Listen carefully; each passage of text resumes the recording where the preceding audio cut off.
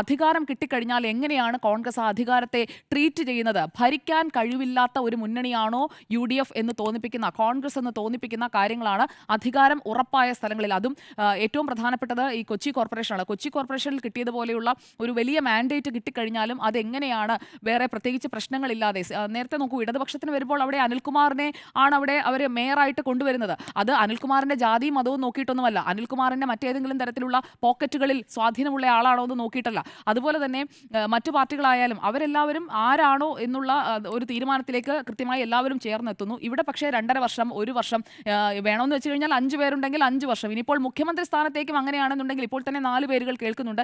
എങ്ങാനും UDF ആണ് അധികാരത്തിൽ വരുന്നതെങ്കിൽ എങ്ങനെയാണ് ഒരു 5 വർഷത്തേക്കുള്ളൊരു മുഖ്യമന്ത്രി ഉണ്ടാവുക?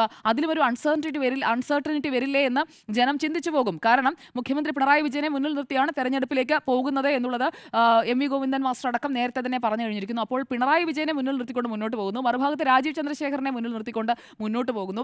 ഇവിടെയാകട്ടെ ആരാണ്? KC വേണുഗോപാലാണോ, VD സതീശനാണോ, രമേശ് ചെന്നിത്തലയാണോ, K മുരളീധരനാണോ, അതോ മറ്റാരെങ്കിലും ആണോ? ആരാണ് നേതാവ്? അതോ ഇനി ലീഗിന് മുഖ്യമന്ത്രി സ്ഥാനം വേണോ? എന്താണ് ഒരു തീരുമാനം എന്നുള്ളത് മുന്നോട്ട് വെച്ചുകൊണ്ട് ഇന്നയാളുടെ നേതൃത്വത്തിൽ ഞങ്ങൾ ഈ തെരഞ്ഞെടുപ്പിലേക്ക് പോകുന്നു എന്ന് പറയാൻ കഴിയുമോ? കാരണം കൊച്ചി ഒരു എക്സാമ്പിളായിട്ട് നമ്മുടെ മുന്നിലുണ്ട്. മുന്നിൽ നിന്ന് നയിക്കണമെന്ന് ദീപ്തിയുടെ വാക്കുകൾ കോട്ട് ചെയ്യുകയാണെങ്കിൽ, ടു കോട്ട് ദീപ്തി പറഞ്ഞത്, മുന്നിൽ നിന്ന് നയിക്കണമെന്ന് പറഞ്ഞത് VD സതീശനാണ്. എന്നാൽ തെരഞ്ഞെടുപ്പ് കഴിഞ്ഞപ്പോൾ തീരുമാനം മാറി. കൊച്ചി കോർപ്പറേഷൻ LDFിൽ നിന്ന് തിരിച്ചു പിടിക്കാൻ മുന്നിൽ നിന്ന് നയിക്കണമെന്ന് പറഞ്ഞു. ദീപ്തി നല്ല ഒന്നാന്തരമായിട്ട് മുന്നിൽ നിന്ന് നയിച്ച് ഭരണത്തിലേക്ക് എത്തുകയും ചെയ്തു. നല്ലൊരു മാൻഡേറ്റും ഉണ്ടായി. കിട്ടിക്കഴിഞ്ഞപ്പോഴേക്കും ദീപ്തിയെ അങ്ങ് കൈവിട്ടു. അത് ശരിയാണോ എന്ന് ജനം ചോദിക്കുകയാണ്.